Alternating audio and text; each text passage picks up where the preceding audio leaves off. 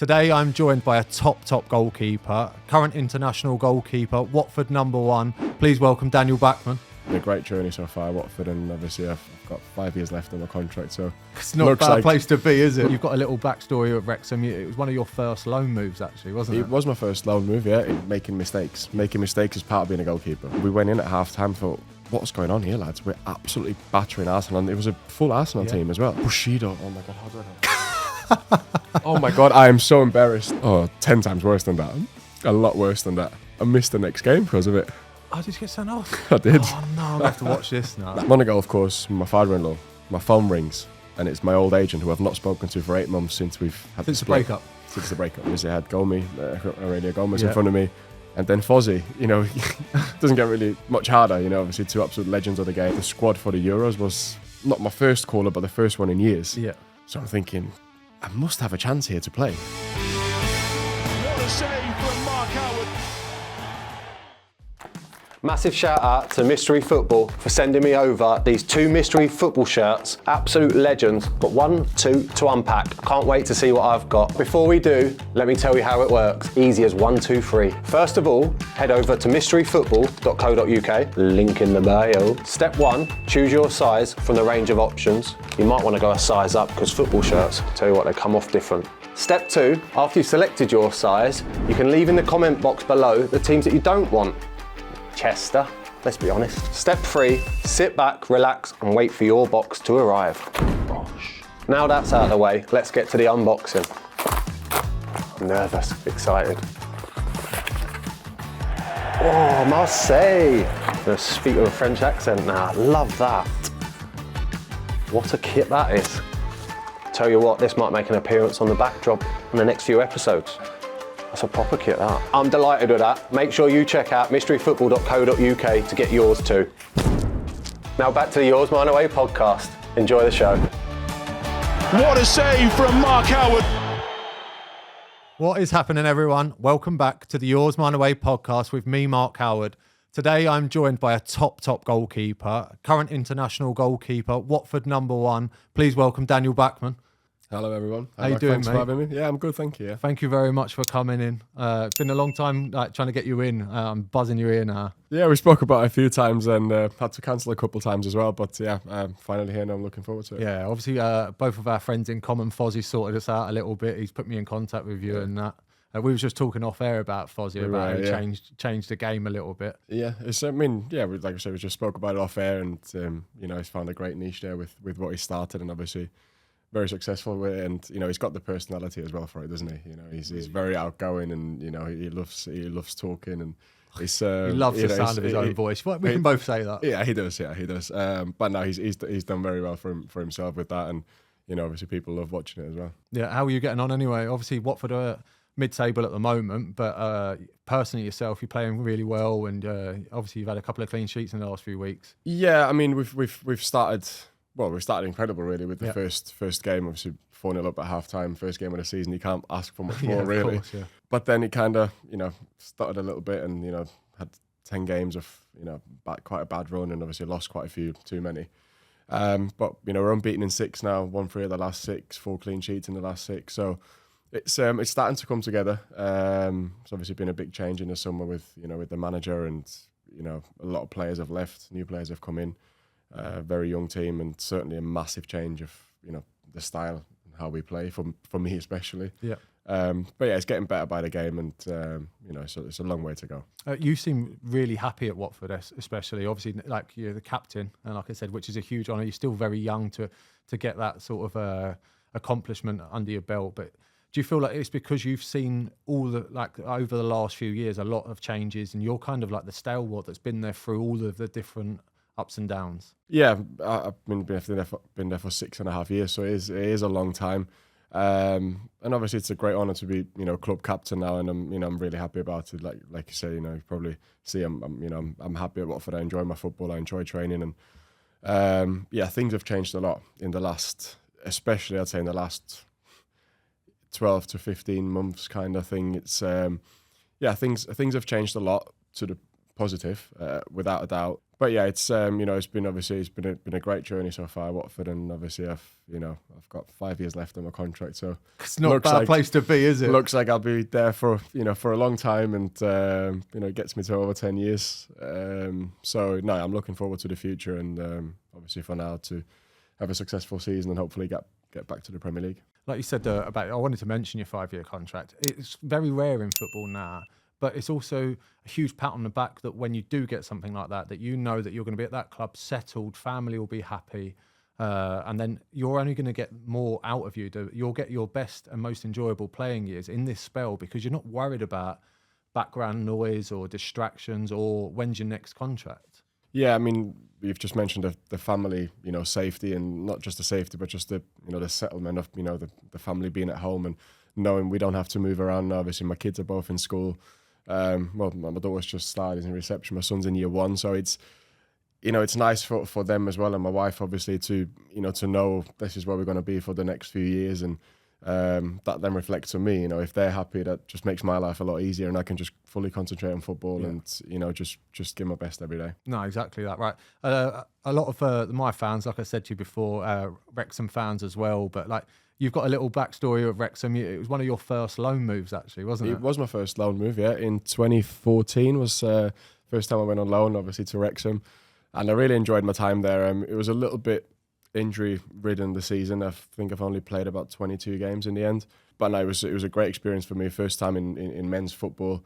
I couldn't really have picked a better club, fan-wise, and obviously the coaching staff at the time as well. And all the players, it just felt really, felt a really good environment for me to, have my first steps in men's football. Yeah, obviously the club's changed massively since then. Have you got any memories from then that you still think that like community sort of stuff, or even the players, like the way that the club brings itself together as a community? Yeah, like I said, it just felt really homely from the moment I got there. There was a lot of nerves, for me going in there. I was 19, 20 years old at the time, and it's uncomfortable sometimes. You know what I'm talking about? Exactly. Yeah. It can be a bit uncomfortable, especially when you're that young. Yep. And for me, it was the first time in men's football, but everyone was so welcoming. The fan base. Obviously, I met a lot of fans. You meet them outside the stadium, and thinking back now, it just felt really easy to just concentrate on football, not having anything to worry about. Just felt the support really from the whole club. Let's carry on the loan moves and the loan system. Obviously, it's played a huge part in your early career. I was the same, moving around from club to club when you're not getting game time at your home club. Basically, it's so valuable early doors to go out and learn the game a bit. Yeah, for sure. I mean, it's nothing teaches you as much as playing does, and regardless of the level, speak to some of our young goalies. Now I'm a bit more experienced now, so I speak to, the younger lads as well, and I tell them, when some of them say, I don't want to go Conference South, and I say to them, you got to do it because it doesn't matter. The standard's a lot better than you probably think it is. Yes. Firstly that, and secondly, there's a massive difference in playing men's football in general, regardless of the level, than it is under 23s football. Yeah. Firstly, just it means something. Every point is important. Yeah. Whether it's because it's financially, because they've got a win bonus and they've got looked after their families, whatever it is, but it's different. So it's such a big part, and I think especially for a goalkeeper, same for outfield players, but I think goalkeepers, it's even more important to have that under your belt as soon as you can and play as many games as you can, regardless of the level. Yeah, I 100% agree with that. See, goalkeepers, like winning and losing is so vital for your education. So the quicker that you can learn that along your way, the better. Obviously, winning and losing isn't just about 3 points on a Saturday. It's about making yourself better. But you're never going to do that unless you test yourself. And in the youth team environments where it's all about development and just making sure you're getting better, goalkeepers need to be hungry to keep clean sheets and keep the ball out of the net. Exactly. You don't learn that until you start playing. You don't. And also, I think a big part of going on loan is certainly for me, was what I've learned a lot of is, making mistakes. Yes. Making mistakes is part of being a goalkeeper. Yeah. We all make mistakes. The best goalkeepers in the world make a lot of mistakes. It's just part of the game. Without mistakes, there wouldn't be goals, and that's just part of it. And I think in the under 23 system or under 18s, whatever it is, if you make a mistake there, nothing happens. Yes, nothing. Whereas if regardless of the level, like I said before, in men's football, you make a mistake, you've got to learn how to deal with it because you've got your teammates that you're letting down, whereas in the academy that doesn't really matter. Doesn't matter. And there it does, and that's what I learned a lot of. Ball's gone in the net. I've excuse my language. Yeah, no. And it's done. You can't change it, so you got to look forward and get on with it. And that's a big part of what I learned, certainly, especially with my first couple of loan moves, just to get rid of the mistakes, or not get rid of them, but just not let them affect your, the performance, the rest of the game and the next game. Yeah. That's certainly one of the biggest parts for me that I've learned going alone. A couple of your loan moves up in Scotland and that's a tough learning place. I did that as well. I had a couple of moves up there, and when you make a mistake and the fans let you hear every word they're saying and what it means to them and how it should feel for you. Like, I think you were Kilmarnock and Ross County. Yeah. And like, they're tough places to play. Yeah, I mean, the Ross County one was a bit of a tricky one. I went there in the summer, about a week before the season started. I went up there, and obviously I went on loan. That was straight after my loan at Wrexham. Went up there, obviously, to play. Yeah. And I didn't play. And, it was tough because obviously I was still only 20, I think 20, maybe just turned 21. And it's not exactly the easiest place to live because it's so far away from everything. I think it's about 4 or 5 hours north of Glasgow. Yes, it is. Yeah, Dingwall. Dingwall, exactly. So I lived in Inverness, and the time I was there, I was only there for 7 weeks. Yeah. Because I couldn't deal with it. Yeah. But I've learned a lot from it again. It's quite. It wasn't the most positive loan, but I've learned things from it. Do you know what I mean? And it's that's what it's about. That one didn't work out. Yeah. And I really struggled mentally, being there on my own. It's so far away from home and what you're accustomed to. But like you said, if you've gone up there to play and you're not in the team straight away, it's hard to build that relationship in the dressing room with people. Exactly. And you're also questioning, why am I even here? Yeah. I should be playing. I was told I was playing, or... Yeah, and it's not, not playing is part of the development, especially in my career. I've not played a lot, if that makes sense. I've not played a lot, especially when I was younger. So, I can deal with the not playing, but obviously then everything together, and especially, like you said, the loan is there to play. And it didn't work out. I didn't play, but then everything around it just made it so much more difficult with being so far from everything, not knowing anyone. And I kind of just sheltered myself in my apartment, went to training, went straight back home, and it just... I wasn't happy at all. I was really struggling. So obviously, made the decision with the club, with Stoke at the time together, that I come back, and I ended up going to Bury, I think 4 weeks after that. So it worked out all right in the end. Yeah. But again, just on the loan system then, I just wanted to finish off, but like, it's so important that people go out and learn the game at different levels. And like we're saying about winning and losing, sometimes it doesn't matter if you have to go out of your comfort zone is the biggest thing, especially for a goalkeeper. Yeah, I totally agree, and that's it. Just to learn little things, it might not even be anything technical. It's a lot. Goalkeeping, especially, it's very mental. It's you need to be very strong mentally to be a goalkeeper. Yeah. And the little things like making a mistake and dealing with it in front of a crowd for the first time, in front of for a team that where it means something to win. Where you have to win and you have to do well, and you need to do a job for your teammates. So it's I think it's great, and it's not very common from where I'm from. Obviously, I'm Austrian, so we don't really have that system there. Yeah. Same in Germany. It's not very common in England. It's very common, and I think it's great. Yeah, excellent. Right, I've got a couple of quick fire questions here, just daft goalie ones. Right, catch or parry? Catch. Favorite kit colour? Purple. Purple, yeah. I think that's the first time I've had purple. Normally people purple. say green or black. Yeah, I like purple. Yeah, purple, nice, yeah. Right, play out from the back or kick it long? I've got to say play out from the back now, the way we play. Yeah. But yeah, I do actually really enjoy it, so I'd say play out from the back. Right, on that then, right, obviously you've been asked to do a different role this year. You're typically used to playing forward a lot and you're being progressive. And to change the way that you play now, how's that been? Has it been tough? It's been a tough pre-season just because I've had a lot of extra hours at the training ground, and just had to work on it just for myself as well. Just to get more comfortable with it, and then it's confidence as well. Yeah, and the thing is, most goalkeepers have got the ability to do it, but it's a confidence and bravery to execute exactly that. And one thing as well that I've found out, especially over the first few games in the season, because in pre-season it's slightly different. If you remember, we played Arsenal in pre-season. I think it was our third pre-season game, when we've just changed our style. And honestly, we went in at half time, thought, what's going on here, lads? We're absolutely battering Arsenal. And it was a full Arsenal team as well. And they couldn't deal with how we played because, I almost played like a third centre-back in between the two centre-backs. They couldn't deal with it. And obviously there was always a spare man. And, I found passes that I've never seen in my life before. So like, what's happening here? But then obviously, as the season starts, it becomes a bit more difficult because people watch our games and it becomes a bit more difficult. But what I found, like you say, we can all do it. We can all pass the ball. That's not, obviously you've got people like Ederson and Ter Stegen, and of course they have slightly more ability to see passes or play passes or whatever, but we can all play the passes that we're asked to play.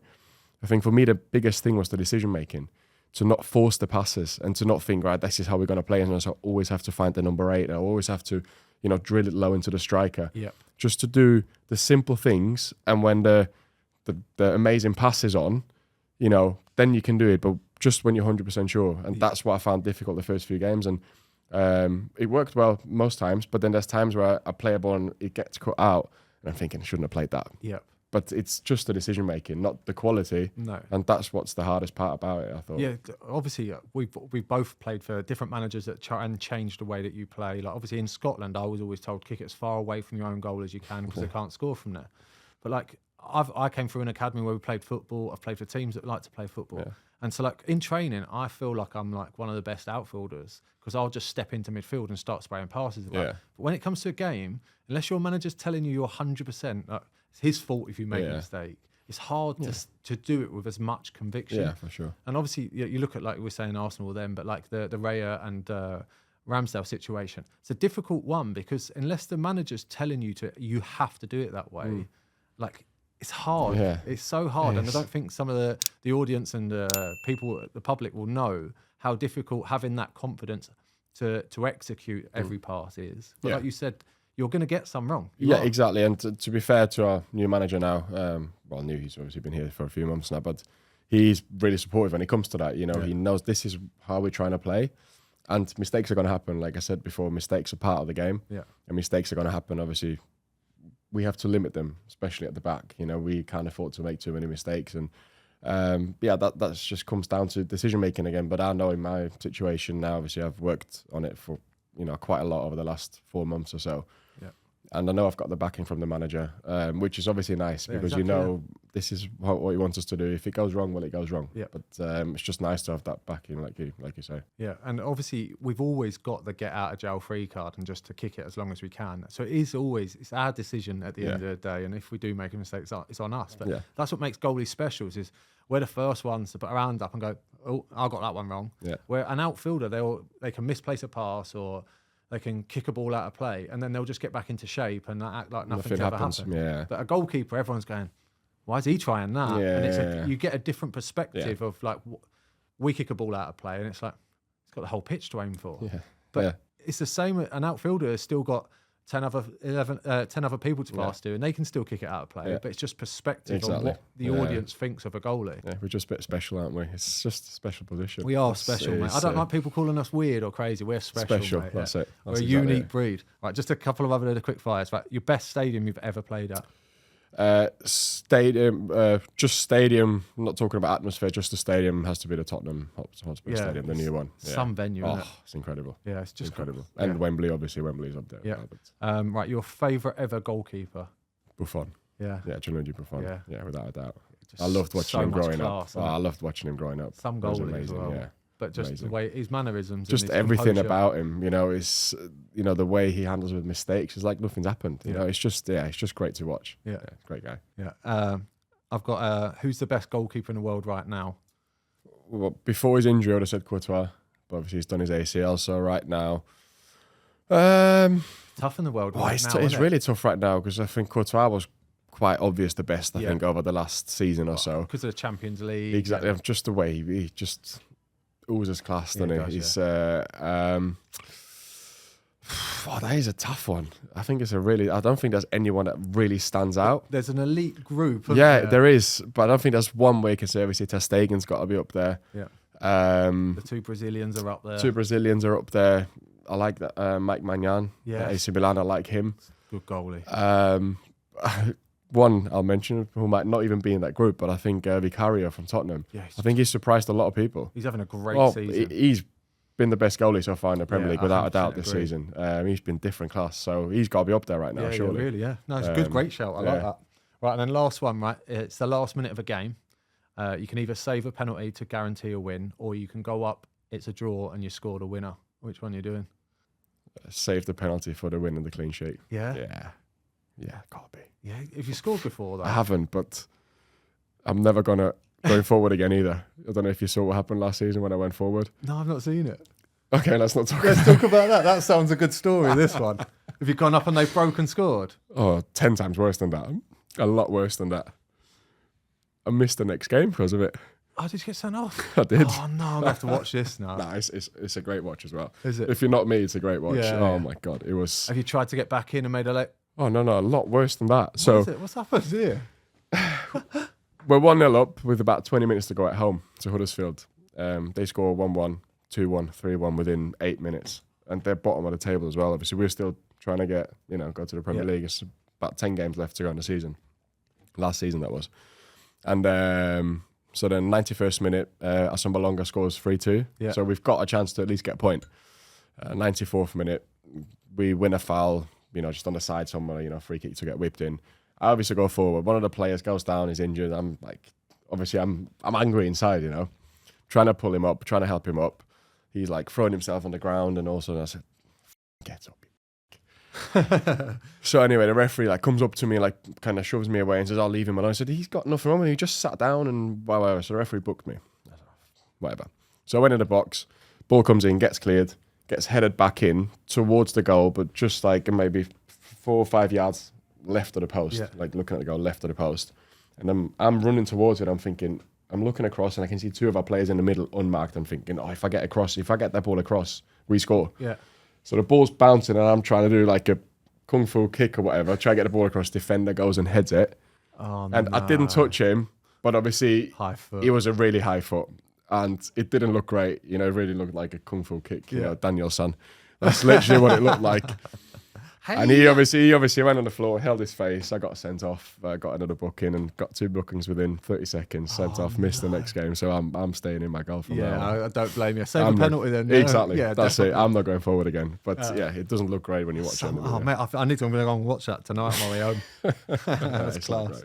not Right, I want to go back to the start then, right? Obviously, becoming a goalkeeper. Do you have, what's your earliest memory? Earliest memories... my first memory, I remember I always wanted to be in goal. I was a striker. Obviously, most people start off as as an attacker or outfielder anyway. And I played for my local club, and my dad was the coach. Not just my dad, obviously. 1 year group was my dad and other coaches as well. And I was always, I was doing all right. I scored a lot of goals, obviously, in the local games and stuff. Under 8s, under 9s, under 10s. Scored a lot of goals, and then every now and then I could go in goal, second half or something, or for 10 minutes, they put me in goal, and I just always loved it.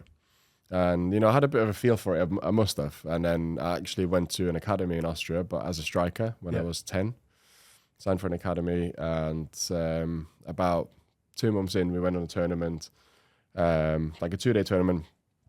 Obviously only 1 goalie at this age group. First day, I scored about 5 goals, 6 goals in 5-6 games, whatever. Making it look easy. Did okay, and go back to the hotel at night, and we're playing tag, and the goalkeeper was the tagger, and playing, and he's chasing one of the other kids, and the kid that's being chased slams the door, and he's obviously tagging behind him, and his toe got caught in the door.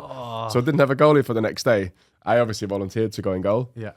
Loved it, and obviously did well, and then they brought a goalie coach in to work with me a little bit and have a look kind of thing and see if he thinks I might be all right. Exactly.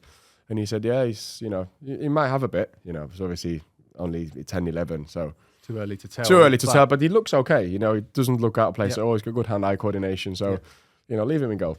So yeah, since then I've been in goal. That's crazy. So it's a by accident game of tag. Kind of, yeah. I mean, I always wanted to be in goal, but if that doesn't happen, do you think you would have tried to become a goalkeeper? I don't think it probably would have come to that because I was already in an academy. Yes. So I was already halfway at down the highest system, level. At the highest level, obviously in Austria, and I was doing okay as well. I was scoring goals, and I did okay. And then that's obviously happened. So someone had to go and go. I volunteered, and I just thought I don't want to get out anymore. I just want to stay in there, and been ever since. And then obviously you'd have went into a lot of coaching, and You moved to a few academies as well, a lot in Austria, didn't you? Did you find that you enjoyed the challenge of moving from academy to academy, or was you quite settled in one place and you thought and enjoyed one coach? So the moving around. So I signed for a club called Admira Mödling when I was 10. That's my first academy, and obviously that's when I became a goalkeeper. And then the club went, I'm not sure the word in English is insolvent. Is that the right word? Like they kind of lost everything and had to, had no money. So they, stopped, I didn't have a goalie coach there anymore. So I went to Rapid Vienna, mainly for that reason, not because I wanted to leave the club, but because I needed coaching and I didn't get that there. So I went to Rapid Vienna, but as soon as the club were back up and running at Mira, I just wanted to go back because I just, I really liked the club and my friends and everything. And it was just, it just felt better. So I went back there after 6 months. So that's obviously the one switch. And then the other one was Sturm Graz when I was 15. 15. Yeah, 15? I think it was 15, 2009. That was because they kind of offered me, it's very unusual, like in Austria, when you sign for an academy, you don't get a contract. It's not like, that you get paid 80 quid a week, whatever, like it is in most academies in England, like a scholarship. That doesn't exist in Austria. And then they offered me like a young professional contract, if you want, at Sturm Graz, and they paid me, not a lot, but, they paid me. And I lived in like a boarding school, and I trained with the first team quite regularly at 15, which was obviously quite cool. So really that's why I did it. Then, that's why I did it. And then I really struggled with being away from home, boarding school. So I went to Austria Vienna, who wanted to sign me at the same time as Sturm Graz did, but I decided to go to Sturm Graz, and then ended up going to Austria Vienna, and then obviously from there to Stoke. That's how that's why there's so many clubs. Yeah, no, but obviously, like, to fast track that quickly, and obviously there's a story behind that people don't know until you tell it. But it's amazing that how quickly teams were willing to fast track you and put you on a young professional contract and get you training with the first team. 15, 16 years old, it doesn't happen a lot. Any academy, any clubs you've been at now, how many times do you have a 15, 16-year-old goalkeeper that joins in? So not very often, Exactly. So obviously in Austria, where chances are limited, you've got to be ready to take the next opportunity. Yeah, for sure. I think, obviously I came to England quite young. I came on my 17th birthday, signed for Stoke. So I left quite early. But I do feel like, if you look over the history, and the Austrian league is getting a lot better for sure. Obviously, especially with Red Bull Salzburg and Sturm Graz are doing really well now. So the league is getting better. But in the goalkeeping position, you don't really see any Austrian goalkeepers that play in the Austrian league make a good move. For whatever reason that might be. So I'm glad I got away early. And got my chance, obviously, to play in England. Whereas I think if I would have stayed there and maybe gone down the route of playing in the Austrian Bundesliga for a few years, it probably would have been tough to certainly come to England. Chances would have become a lot more limited. Well, yeah, and if I look at other goalies, around obviously the national team and stuff, and most of them play in Austria, and they're obviously they're in the international setup, but they can't get a move. And they're all top goalies as well. You know what I mean? It's but obviously they play in Austria, and I think that's probably why. Do you reckon it's just typecast then that? Yeah, I think obviously I think what doesn't help the Austrian league is that there's not a lot of people watching. And most, obviously, you've got Rapid Vienna, you've got Red Bull Salzburg, who do okay, especially in the Champions League. They get good crowds. And then you've got Lask and Sturm Graz, maybe sometimes, but the rest you get 3,000-4,000 people. So it's obviously not very well watched, and it looks like it puts people off, especially the goalkeeping position, because you get some great players leaving Austria. I mean, Mane, Keita, Haaland, all these players obviously play for Salzburg.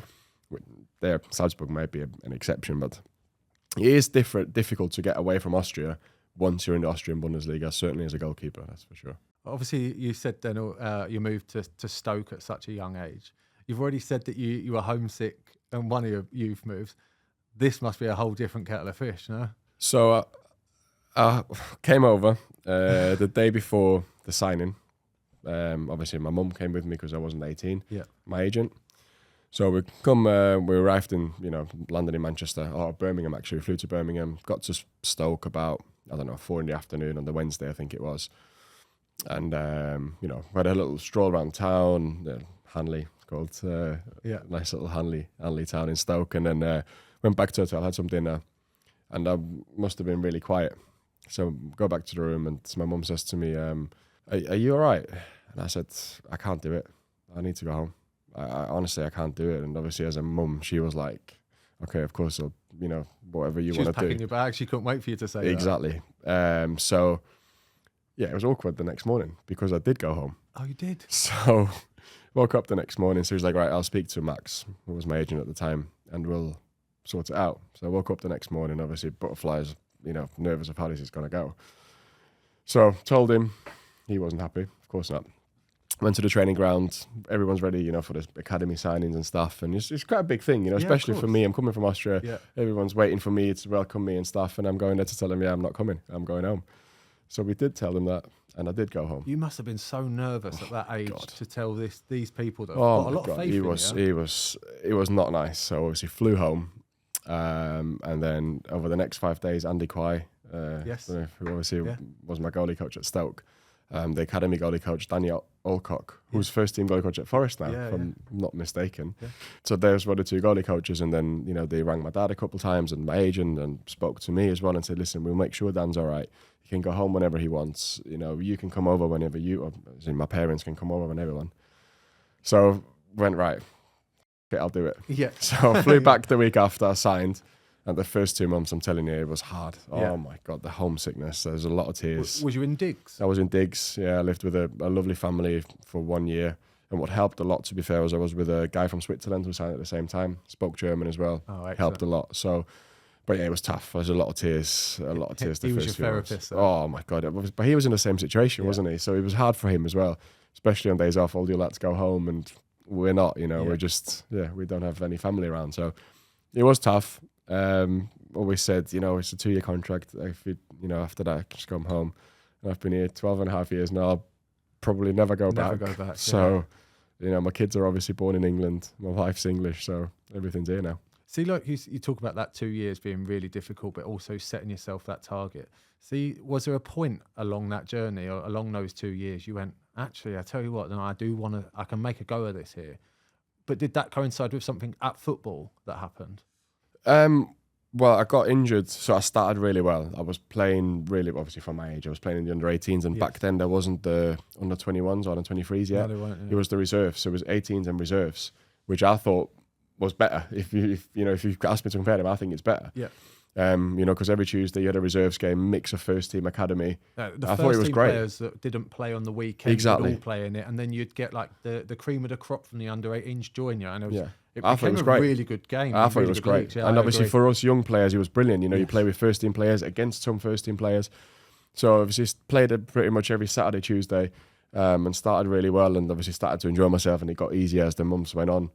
And then in November, I had a back injury. I had like a stress fracture. I got infected, and I was out for nearly a year. I ended up with a cast from just below my chest down to my knee, and it was bad. So obviously I missed nearly my full first season. I played for 3 months and then didn't play again until the next pre-season. So that was really, really tough, but that made me want it even more, because I went home for 2 months in that time where I couldn't do anything. Went back to Austria, and that made me want it so much more. I thought, I've had 1 year left then on my contract, and I thought, set to prove then. You got the bit between your teeth.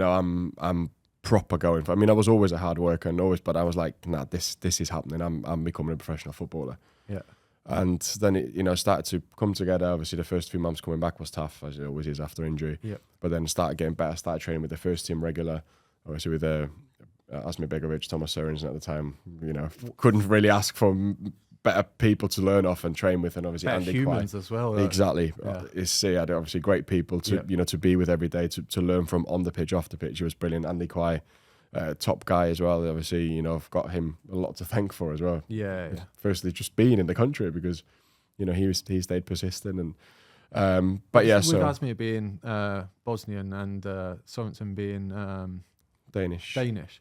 Obviously, they would have taken a real liking to you being Austrian. Did you find that they looked after you a bit more than others? Yeah, especially obviously Tommy was very, because he must have been about 36, 37, 38 even when I started coming up. So he genuinely could have been my dad. Oh. So he could have been age-wise. So he was obviously, very helpful. So was Asmir, but obviously Asmir was more focused because he was playing. He was just becoming one of the best goalies in the Premier League. And crazy, yeah. It was obviously great to watch, on a daily basis, to work with people like that. And obviously Tommy as well, at the time when he wasn't playing anymore, just the attitude every single day, just from that you learn a lot. Yeah. To see he's not playing anymore and he's achieved a lot. Yeah. And he doesn't need to do it anymore, but every single day was just spot on. And, Yeah.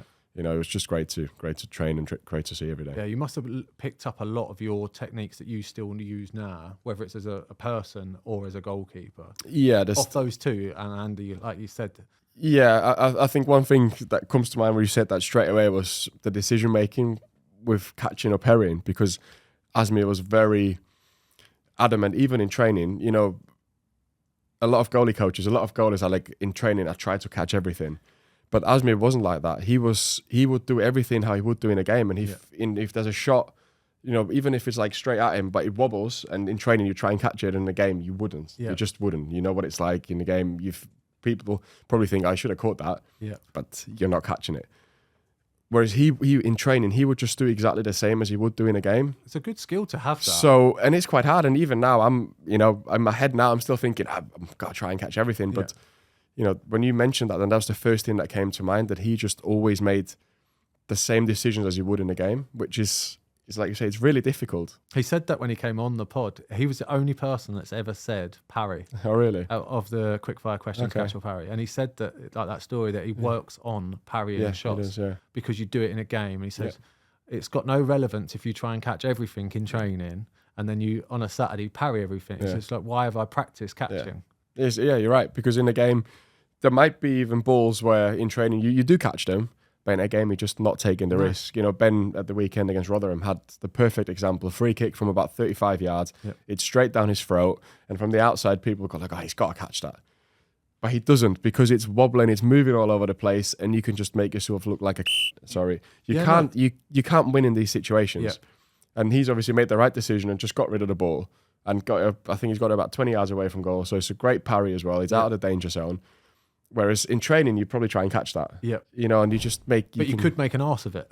Exactly. Well, that's the thing though. If he tries and catch that, he probably goes wrong because it's slippy. We've obviously just got the new balls, the winter balls. So they're brand new, they're slippy as Then it's raining, and in his situation as well, he's not played a lot in the last few years. So he's obviously made the right decision. And it just shows that, it might look wrong to the outside, but it's definitely right sometimes to parry balls that look like they're catchable. Yeah, if that's even a word, catchable. But it will do. No, it makes sense though. Like you're saying, like you control the controllables, we say it, don't we, in goalkeeping, that you do the best that you can at like the basics well first. Yeah. And if it is that decision making where you make a nice early decision, you like parry this away, no danger comes of it. But the ones in training, like you're saying, that wobble or you try and force a catch out of, the ones that you spill, but you learn in a game, don't catch them once. But see, like again, it goes back to we have to make mistakes to improve, and that's just goalkeeping. That's it. Yeah, that's exactly it. So obviously, finishing your development after the loans and that at Stoke and stuff, you had the move to Watford. Then, when did you get that phone call?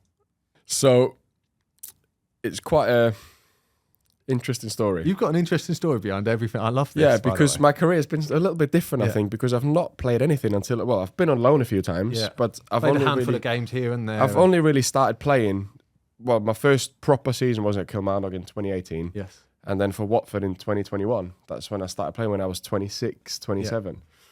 But so I left Stoke and obviously season finished May. Season finished and I'm out of contract. I think there was some sort of option, my side or both sides, if I can't remember.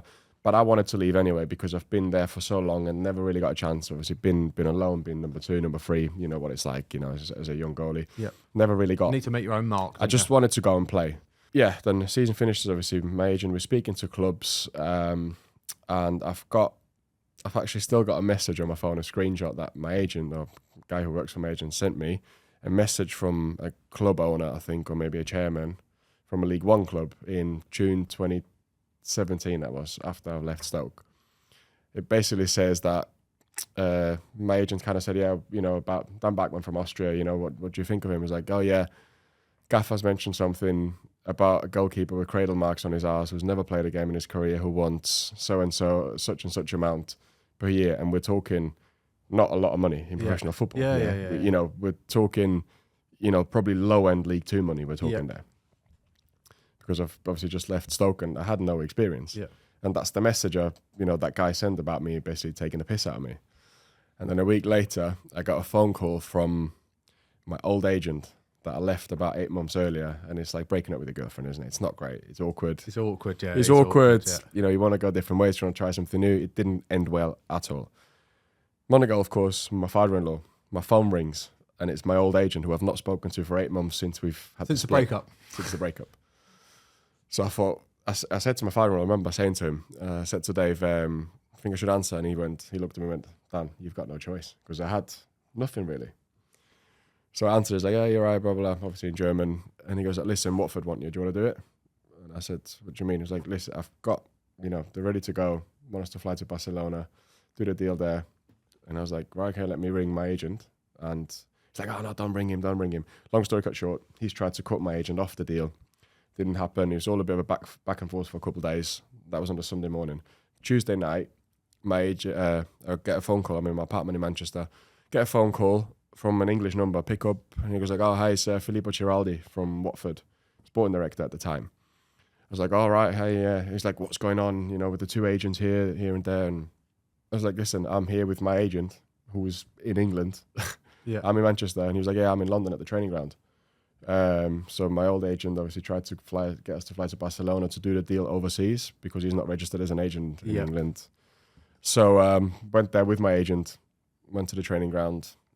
My agent went in the office. I was waiting in the canteen. He comes out, slips me a piece of paper and says to me and said, Dan, don't smile. And I looked at the contract. And I looked at him and went, really? And I was like, I've gone from literally like somebody taking the piss out of me. Yeah. You know, I think League One it was for, you know, not a lot of money in football terms to this that I've just seen on that table there. Just found out my wife's pregnant. So everything was, you know, a bit nervous, you know, you don't know what's going on. And then I see this and I'm like, okay, fine, done. Yeah. And that's how it come about. Yeah. Like from having nothing, people taking a piss out of me to, they've watched me in the under-21s qualifiers and we had the playoffs against Spain. And that team was like Deulofeu, Kepa was in goal. Yeah. You know, it was a great Spain team and we drew 1-1 at home, 0-0 away, and I had two unbelievable games. And that's obviously their kind of market they watch, Watford. See me there, obviously believed in me. That's unbelievable. And the rest is history. So you need a lot of luck in football, you do, that's for sure. And I've had that bit of luck in that, you know, those few weeks, if that makes sense. And obviously on that, right, obviously from being out of contract and literally you don't know when your next deal is, that's a horrible state of mind. And as a player, it's so difficult because you're phoning your agent, you're going, what's happening? And he's going, I haven't got any news for you. So then you're making texts yourself to your friends, you're texting old coaches, like, what should I do? And then for you to then have that flipped within a few weeks, the worst thing is like answering the question to your wife, to your father-in-law, when they're saying, so where are you going to sign for next? And especially we had a baby underway, that didn't help. Like that actual moment in every footballer's life when they're out of contract looking for a new job is one of the hardest times mentally. But you have to stay strong, stay fit, and just stay like ready for that opportunity. Yeah. It is. I mean, luckily I've only had it that one time in my career, but it is really stressful. So like I said, I've only experienced it once, and hopefully, you know, I don't have to do it too often because it's not a nice situation. You know, regardless of who you are. The thing is, it doesn't matter how much money you've earned before. If you've not, obviously, of course, it makes it harder if you've earned less money. Because in my situation, when I was at Stoke, I was literally on peanuts. Yeah, you know, I wasn't on anywhere near first team money. You know, so you know, I've never earned a lot of money, so I didn't have a lot of savings. Then out of contract, baby underway, and then people turning me down, and then obviously this opportunity comes, and I, you know, took it with both hands and never looked back. And but yeah, it is really, really stressful. It's really, really uncomfortable. And I think almost like that I probably didn't realize the extent of it either, because you just in your own world and you think something will come up, my phone will ring. But I don't think, thinking back at it now, I don't think I might have really realised the extent of the position I was in, because I got out of it quite luckily, obviously, with the opportunity I got from Watford. And, you know, I think I've paid them back, and, you know, obviously I've got them, you know, to thank as well for a lot of things in my career. But Yes, football's a funny game, and things change like this. Yeah. Even at Watford, then when you signed, you still had to you've had to bide your time at Watford for a good few years as well. It was, and you had to be patient. Obviously, we talked about Fozzie and that, and you had to wait for your opportunity. But was this all for you building blocks, as in like, when I get my chance, this is how I'm going to try and cement my place? Yeah, I mean, it was really, really tough because, of course, I knew I got that chance but I always believed in myself. I always knew I was good enough. You know, there was not one moment where I thought to myself, maybe I'm just not good enough. I never had that, and I think I'm quite lucky that I've got that mindset, and that I'm maybe, you know, that I just trust in myself and I believe in myself. Yeah. There's not arrogance at all. I don't think I wouldn't say about myself I'm an arrogant person, but I just always believed in myself. I always knew I will get my chance at some point, and then I'll have to take it. But it was really, really tough. Obviously, I had Aurelia Gomez in front of me, and then Fozzie. You know, it doesn't get really much harder. You know, obviously, two absolute legends of the game. Yeah. But yeah, there was times where I'm thinking, I should get a chance now. You know, when am I getting a chance? But I just tried to keep doing everything right in training every day, and you know, trying to impress whoever the manager was at the time, and you know, just try to do my best, and also knowing if the chance does come, I've got to be ready. So I can't be in a mindset of, this is shit and this and that. Just got to get on with things and be ready. You know, I've got a contract here. They're paying me here. Got to do everything I can to help the team in that situation and make sure I'm ready for when I get the chance. And obviously, eventually it came, and I took it, and then it all happened really quick, obviously, with Austria and the Euros and promotion. It was quite nice. That leads on nicely to obviously representing Austria and stuff. Obviously, you've come right the way through from the under-16s and that, and so now obviously you've qualified for the Euros. Like, it's obviously with Austria, it's been like I said, a long time. You've been through all the age groups, and then to now achieve what you're going on to achieve must be a really exciting time. Yeah, it's obviously it took a while. You know, I made my Austria debut with 27. So obviously we got promoted. I got the number 1 shirt in January the season we last got promoted. Obviously played all the way to the end of the season, got to the Premier League, got my first call up to the national team. Well, my second call up. I called up before once a couple of years ago. Got my call up again right before the Euros. So the squad for the Euros was not my first call up, but the first one in years. Yeah. So I'm thinking, I must have a chance here to play. I've never played. Yeah. But I've just got promoted. Obviously, I'm playing really well. I'm going to be playing in the Premier League. So I'm going into that camp thinking, obviously, I already know by then I'm going to the Euros. But then you want to play. You want to play, yeah. You want to play. So we're going to the Euros, and the first friendly game, preparation game, was in England against England. Obviously, it was in Middlesbrough, flew to Middlesbrough, and then the night before the game, we have dinner, and then the manager said he wants to speak to the goalies, obviously, to tell us who's going to play one by one, and it was me to go in last. And, you know, you start thinking, is it better if I go first, if I get called in first, if I called in second, if I get called in last? Is it because I'm going to have an argument? Or? Well, exactly, what's he going to be? So I'm sitting, I'm waiting, like I'm twiddling my thumbs, and I'm going, what's going to happen here now? Because obviously I want to play him. And calls me in, obviously tells me to play against England. So made my debut for Austria in England against England, which is quite nice with my story as well. Yeah. Did well. And then 4 days later, we had the last game before the Euros on a Sunday afternoon against Slovakia in Vienna. And obviously, who played that game was going to play in the Euros. Yeah. So it's the last game of pre-season. Exactly. So Saturday night, you know, obviously in training, he couldn't tell anything. You know, Saturday last training, he couldn't tell anything of who's going to play. He's kept it really quiet, which I'm not the biggest fan about, because I think people should know whether they play or not by the last training. It helps session. your mindset, especially as goalkeepers. Yeah. And anyway, so it's 10 o'clock at night. We're playing poker. Some of the lads just playing cards in the players' lounge. And the goalie coach rings me and he's like, where are you? I said, I'm just in the players' lounge. And he's like, can you come see me in the lobby?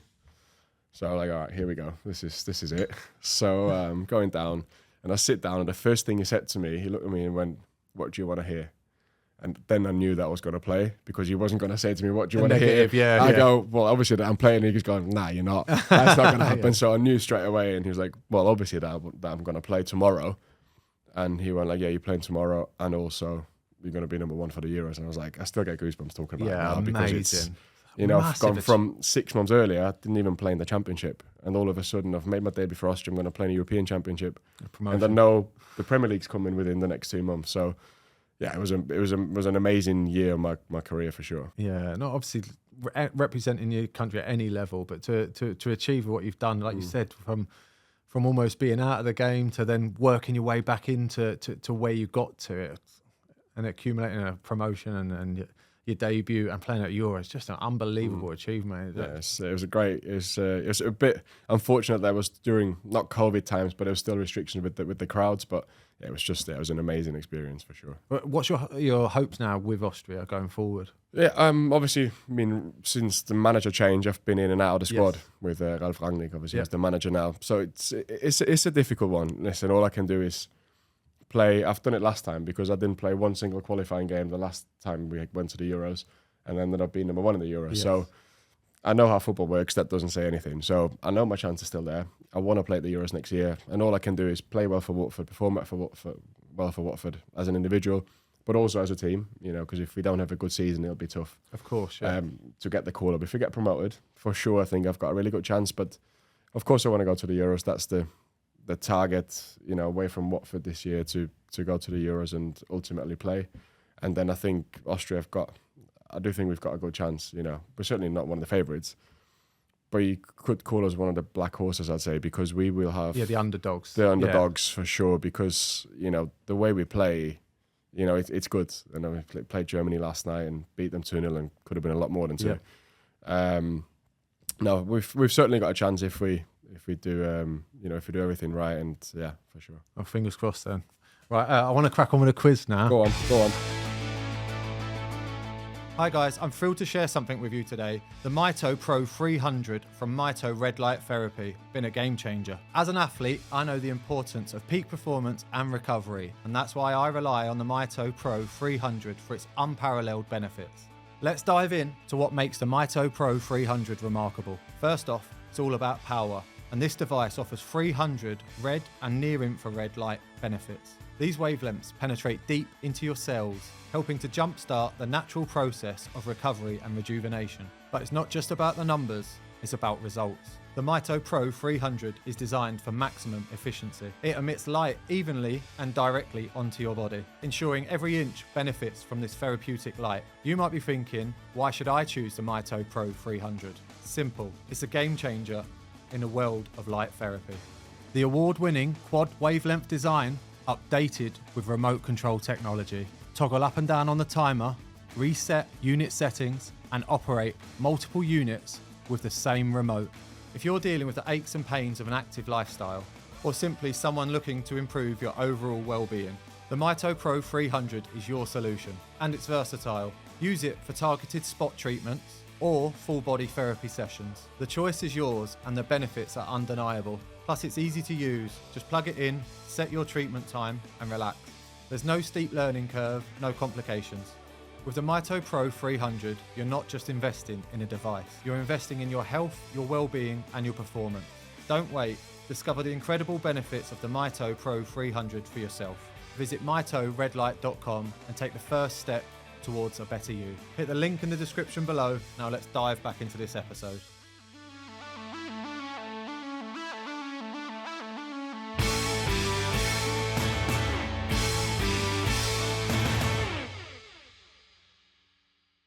Right, I was briefing Daniel before about the quiz, goalie or no goalie. So it's 1 point for each correct answer. I've got 10 names, 5 are international goalkeepers, and 5 are made up names from around the world. Normally, I'll give you a little clue here, but I'll go through like your social media, find out who you're following, and then like find out what you like and put the names together. Okay. So you might have heard of the names and you think, oh, I've heard that in the goalie world or not. Okay, fine. Okay, so like, go on. That's quite a good. The audience can head along to YouTube and find out our leaderboard. Right, so 10. Go on. I'll get my scoreboard out. You're doing name by name, so you say name and I'll do say one, yeah. Okay, and you'll say goalie or no goalie. Right, here we go. Right, so number 1, Shahrudin Mohamed Daliev. I'm saying that's the Azerbaijan goalie. It is the Azerbaijan goalkeeper. Yeah. That's nice, because you played against Austria to qualify. Nice, easy one for me to start. Not easy for me to say. Well, yeah, it's not easy. Not an easy name. There we go. Number 2, Krishnan Guru Murphy. I'm going to say no. No goalie? No. That is correct. He is the Channel 4 news presenter. Oh yeah, no, I wouldn't have known the name. No, exactly, yeah. So like you'd have heard the names before. This is the whole point. It's a bit tricky. Right, number 3, Anis Ferchichi. I know the name. It's an Albanian name, so the question is whether he plays for Albania. I'm going to say he's a goalie for Albania. He is not a goalkeeper. He is better known as German rapper. Bushido. Oh my God, how do I know? Oh my God, I am so embarrassed. I grew up listening to... Yeah, Oh my you follow him. God. As soon as I seen that you followed him, I was like, Bushido. I That bet he is doesn't know his actual embarrassing. name. Oh, no. But I will have... You would have heard of it, but you... Oh my God. All right, go on, next one. Love that. A good one, that, yeah. You're devastated. Yeah, with I that. am. Right, number 4, Armen Darmen. God's sake. Oh, God. I said before to you as well off camera that I think I'm going to be good at this. You said to me, you was confident as well. So we've had 1 goalie so far, haven't we? And 5 are goalies. Is that right? I'm on the 4th one. But in total, there's 5 goalies in those Yes, 10 names. correct, and we've had 1 so far with them. Intelligent person here, Daniel. Trying to work out the statistics of Exactly. what I'd go for. Armen Darmen. I'm going to say, yeah. Yes, a goalie. No? Goalie? Yeah. He is a goalkeeper, mate. He is Tunisia and Al Hazm. Yeah. That was a pure guess. Pure guess. Pure guess, so. Could I don't really take any credit for Yeah, that. nah. It's a pure guess. Name could throw you off as well. Yeah. Right, number 5, Amori Guccian.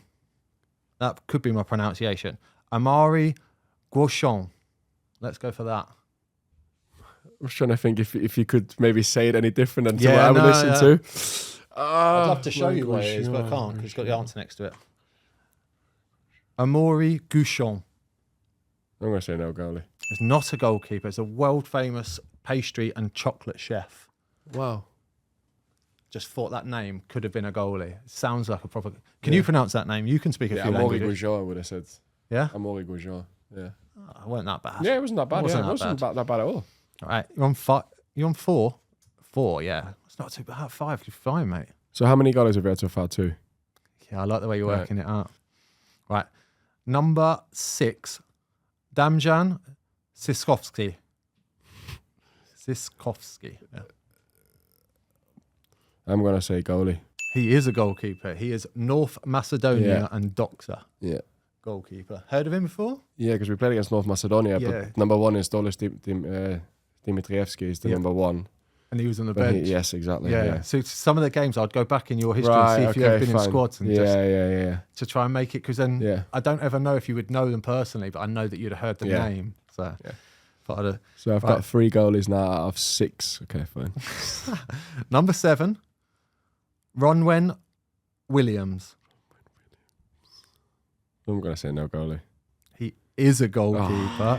The South Africa goalkeeper. Okay, yeah, never heard of him. Now, I think the name's throwing you off because it God, sounds he like looks Robbie very Williams. young, I think. He does look very young. He doesn't look like 31. Oh, Yeah, he played in their last game. okay.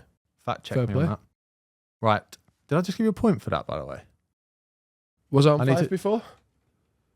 You're on... I was on 5 You before was that. on 5 before, yeah. Yeah, no, they got it Yeah, wrong. I yeah. got it wrong. You got it wrong, yeah. So, So, you're still on 5. yeah. 5 out of 7. Right.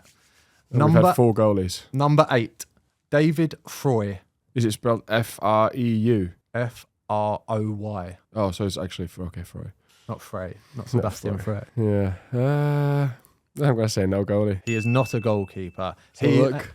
He and a guy called James McCarty, Oh, wow. they invented the dimples on a golf ball. Oh, wow. I know you're a keen golfer, aren't you? I am, yeah. I'm not great, but Yeah. I love it, You yeah. follow a lot of golfers. Oh, and a yeah. lot I love it. You follow all the tours. Yeah, and that, I so love it's like, it. I'll chuck Yeah, a it's golf great. one in Yeah, there, a yeah. random one. Yeah. Yeah, they invented the dimples on a golf ball. It's weird that, but it makes it Yeah. more aerodynamic.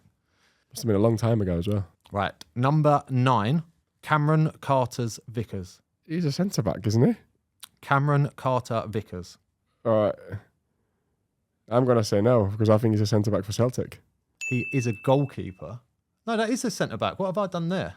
Have I Yeah. picked the wrong person? Yeah. Oh no. That is not a goalkeeper. Yeah. Yeah. I've chucked the wrong person in there. Right, I'm gonna. Yeah, I was thinking he's centre-back, yeah. Yeah, For Celtic. He was at Spurs. he was. Yep. Right, and last one, El Mehdi Benadibib. Benabid. Well, he's got to be a goalie because we're missing one Yeah, goalie. you're right. Yeah. You chucked me in Done the there. maths. Lovely, you. It's not bad. I take 8 that. out of 10. You've I'll got to be take that. chuffed with that. Yeah, that's really good. That's really good going. There was a few mate. guesses in there, obviously. But, Yeah. yeah, nice. I'm happy with that. Yeah. Very You said happy you'd with do that. well, mate. Huh? Yeah, it was tough, but Yeah. obviously There's guessed one a that you're couple right. really not happy with. Yeah. Should have got 9 really because I can't grew up believe- listening to his music. Honestly, Really, yeah. I still listen to it now. Yeah. Yeah, he's good. I mean, Yeah. obviously you won't like it because you don't understand what he's Yeah, saying, yeah. but it is good. Yeah, he's like the first, probably the biggest German rapper over the last 20 years. Yeah. Right. So when I was going through your Instagram, like who you Really follow, good. I was like, I bet you there's one in there that I can pick. Really well good. played. 8 out of Good. 10, mate. You got to be chuffed with that. Yeah, That's good nice. scoring. Really that. nice. Huge shout out to Forged Irish Stout for being part of this podcast. Listen to that beauty. An unbelievably smooth, creamy stout by Conor McGregor, the UFC legend. Not here to take part, but here to take over. Forged Irish Stout is on a mission to become the biggest Irish stout. Conor McGregor has taken over the whiskey game. Now he's about to take over the stout game. Me and my guests will be enjoying a few cans in the next few episodes. If you fancy checking it out too, make sure you hit the description below and find out where you can get Forged Irish Stout. Forged Irish Stout will be available in Asda nationwide come August. Let's get back to the podcast.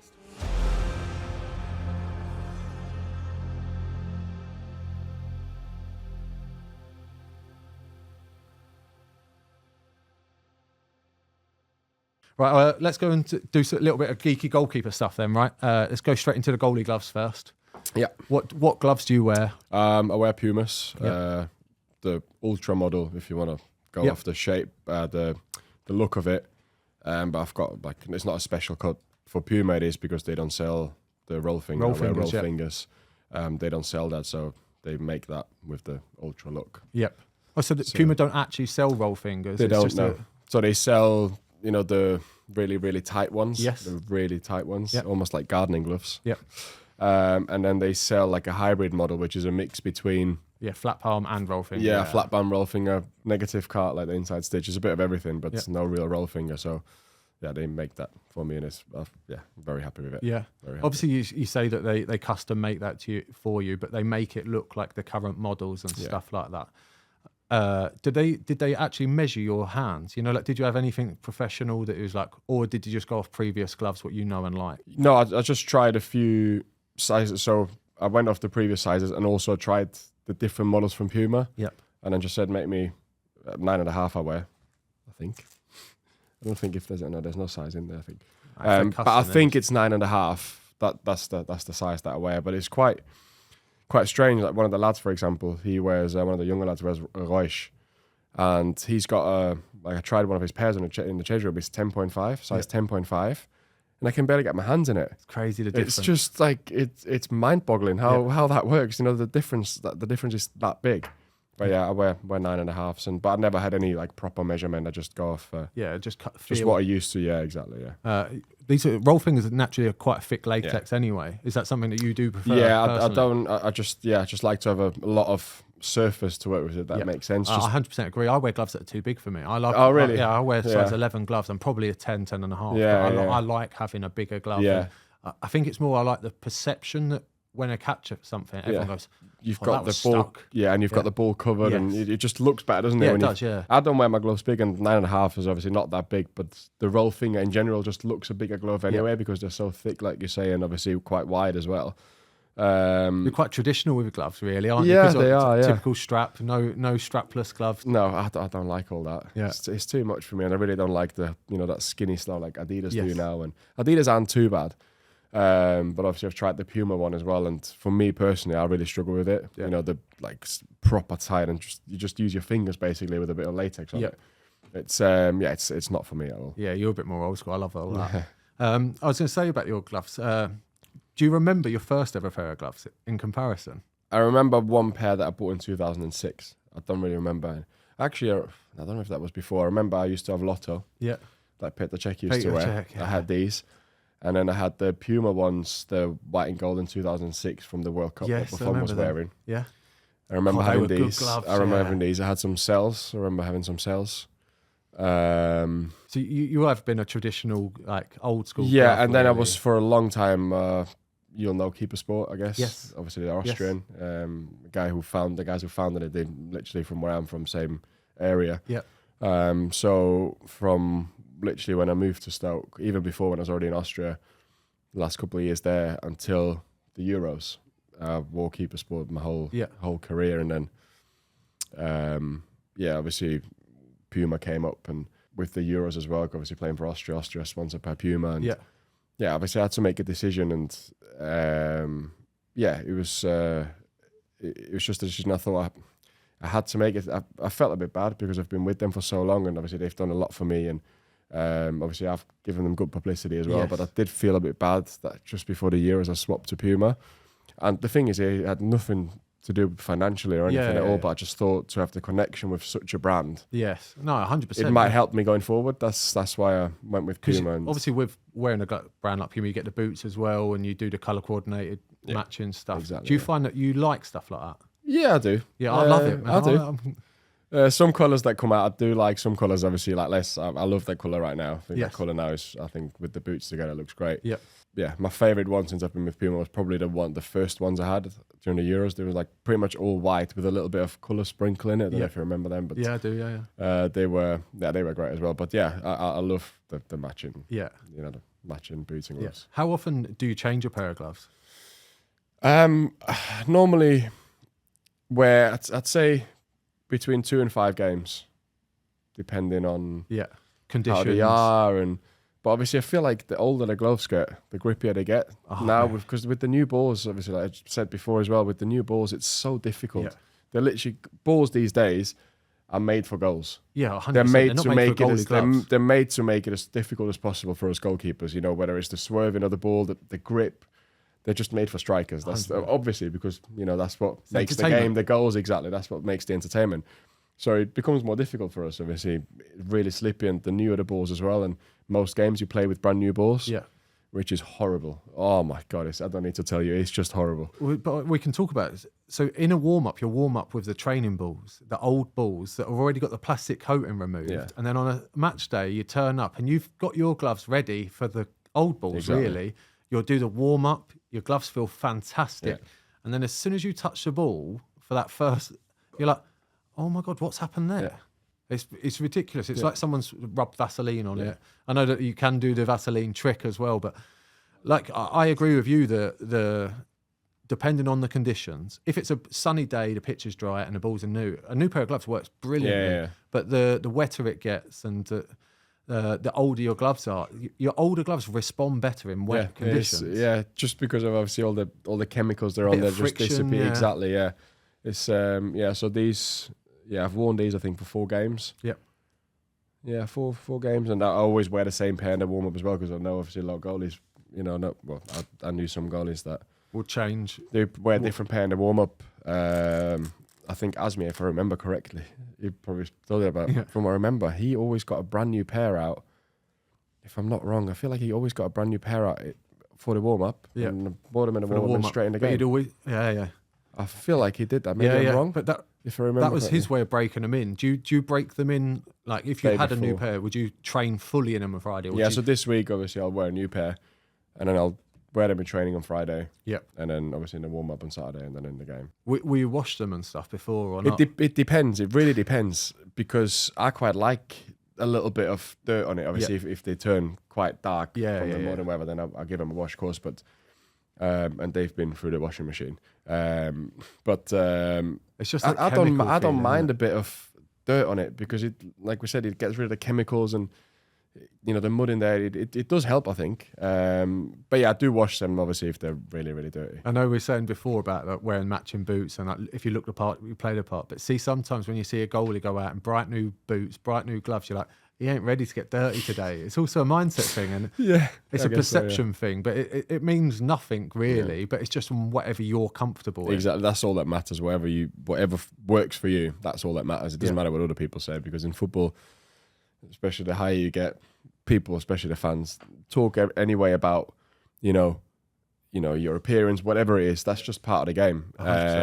So it doesn't really matter. So you just do what feels comfortable, what you're happy with, and what you feel comfortable yourself in yourself. That's the most important. Do you have any superstitions?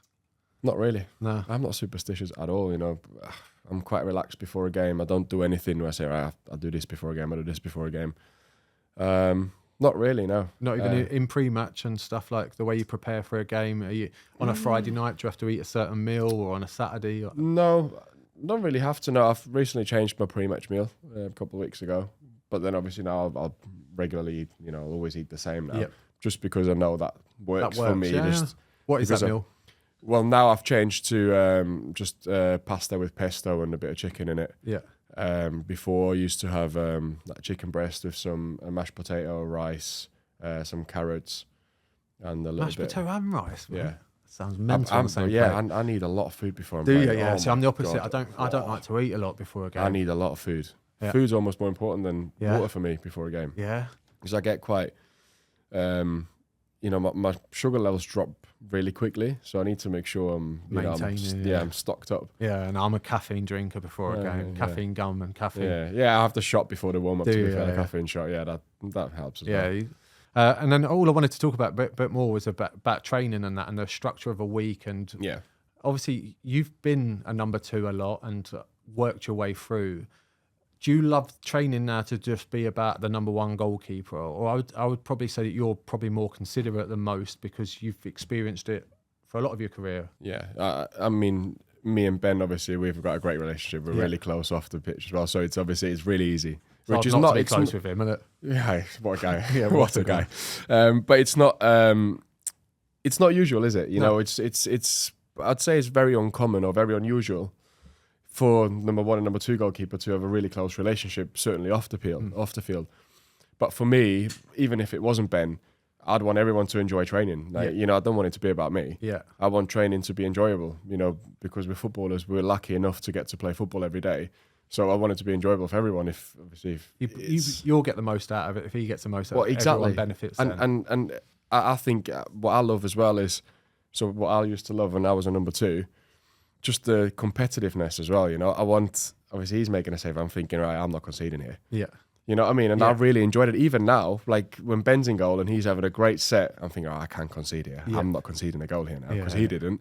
So I can't. Or even when it's one of the young lads, I'm thinking, right, young lad didn't concede one. I'm not conceding one. Yeah.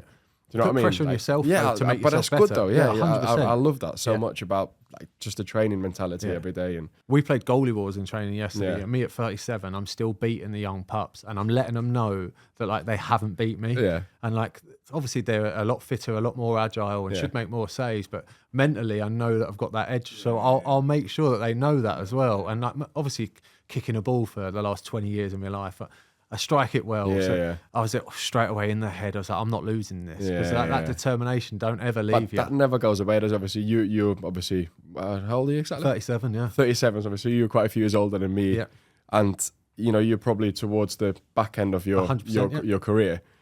But that never goes away, does it? No, never. That feeling of just wanting to be the best. Yeah. It doesn't matter, you know, you might think, you know, there's a young kid now, I might give him a chance.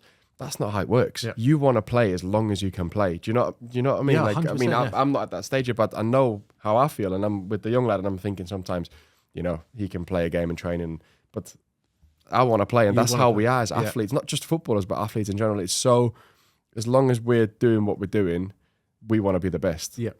Every single day, and that's. I think that obviously outfielders they're different than us, but we're so much more driven personally because it's only us. It's us against the team, basically. Yeah. So only us will look after us. Yeah. And so, but an outfielder, sometimes that they can miss a session in training, but goalies, we hate missing training sessions. Mm-hmm. Like we could have be carrying injuries. Well, we can do something. Yeah. Like I've got a bruised hip today. I can't dive left. Exactly I'm still coming out to train. Exactly that. And you still throw yourself around like a madman. You're like, I should really come off it a bit. But it's strange because you can say I was just thinking while you were talking then, and. Is exactly right. You know, we say we've got a bad elbow, right? We'll go out and do some distribution. Yeah. But a lot of outfield players, they sometimes just say, I'll stay inside today. Yeah. I hate staying inside. Yeah. It's a goalie thing, isn't it? It's a goalkeeper thing. Everyone's the same. That's our mentality. Of like we'll strap our fingers up if we're hurt. We don't like to show that we're hurt, but we also like to show that if we are hurt, we'll get through it. Yeah. And that's just a mentality aspect from. That's why we're special. Not weird or strange, we're just special. Right, I've got one final question for you, Daniel, right? And I finish on this every week, but what does the Goalkeepers Union mean to you? It's a deep question, by the way. You can say it can be light. Yeah, let me think about what does the Goalkeepers Union mean to me? I think it gets taken the piss out of a lot of time by the outfield players, that's for sure. The old banjo. Exactly. Yeah. Just little things when we're sitting in the canteen in the mornings and, highlights are on in the game.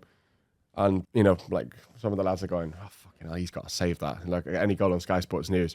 And I'm looking at him going, you what? Like, come on, Dan, he's got to save that. I'm like, oh, just shut up. you know what I mean? Like these little things, like they wind us up. Other, exactly. Yeah. So we look after each other. And as much as we are obviously in a strange position that only one can play, and there's normally 3 of us, and there's a lot of competition, obviously, and it's different.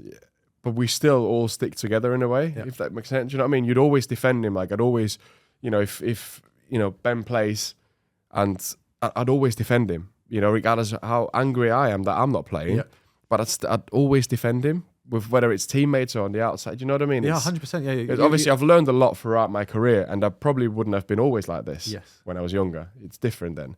But, now, at the stage now, if Ben was to play now for whatever reason, the gaffers are listen, I'm going with Ben this weekend or for now. Of course, I'll be pissed off. Yep. But I'll be supportive with him and on the outside as well, just because that's how I want him to be. Yep. So that's exactly how I'm going to be. So I think the GK Union is very underrated to how, I don't know if that makes sense, but it's underrated to how important it is to us. Important 100%. It is to us as goalkeepers. Yeah. If that makes sense. Yeah, we're only. I always say that we're like a little brotherhood. We're a community where we'll push each other and we'll fight each other, but we'll absolutely love each other and always have each other's back. And it don't matter if you always see after a game, the first person that you want to say something to is the other goalkeeper. Yes, exactly. Like the first person's hand that you actually want to shake is say, and you want to give them a compliment, or you want to, if they've made a mistake, you want to give them reassurance. And you don't even know these people, but the first person that you walk over to and you're like, by the way, what about that save? Oh, that cross that you came for in the last minute takes a bit of bollocks. I remember there was a game a few weeks ago we played West Brom, and Alex Palmer, I think it's Alex Palmer, he made an unbelievable save. Obviously, a bit of luck with it involved as well, but from where I was standing, it looked unbelievable. Yeah. And I found myself standing on a pitch, I literally went like this, and I'm thinking, maybe you shouldn't do that because it just cost us not scoring. But, sometimes that's just how we react to it. Exactly. Yeah. So, but yeah, it's, I was going to say something when you... but never mind. It's just a big part of our lives, isn't it? It's just who we are. It's who we are, mate. I've loved this episode. Thank you very much for coming on, Thanks Daniel Bachmann, everyone. Thanks for having me. Absolutely class. What an episode that was. This has been the Yours Mine Away podcast with me, Mark Howard. I want to say a quick thank you to Mystery Football, Mito Red Light Therapy, and also Forged Irish Stout for helping being part of the show and sponsoring us.